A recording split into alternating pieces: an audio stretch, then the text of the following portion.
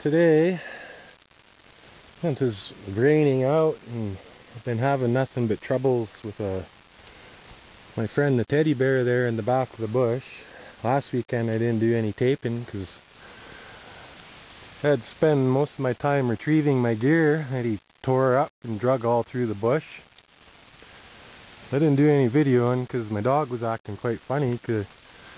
Well, you know, he was back in there watching us. And today even I can hear the squirrels and that sounding off in the back of the bush there. So I don't have any real interest to go play with them today, so I figure I'd attack this bench. And you see I opened up the hill here. I made a cut so I could get into the back of this a little farther without it sloughing in on me. If you look here, you can see, from what I can see, I'm pretty sure that this is the old glacier layer or a landslide layer, one of the two. It's covering this old bench, and you have a rusty sand just below it sitting on top of large river rocks. So today the general idea is I'm going to cut in here as far as the guy can go, see what we find. Got everything set up, ready to go. Got my rifle handy. Got my eyes and ears over there. Let me know when my friend comes back to visit. Oh, another thing to keep in mind, when a guy's digging up old channels and benches, you're sitting on a clay layer. As you can see in here, it's fairly rusty. It's fairly tightly packed, another good sign. You know, it's not somebody's old tailings. Make sure you watch for the big rocks up above, knock them out before you stick your head in there. You might be in for a surprise. But yeah, as you can see, as I'm working in here,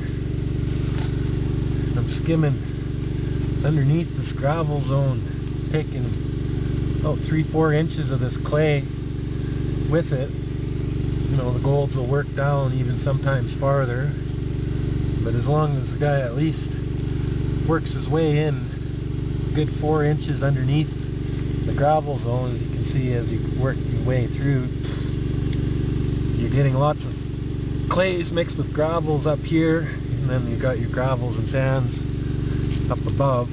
So basically, you know, I'm skimming a good 4 or 5 inches.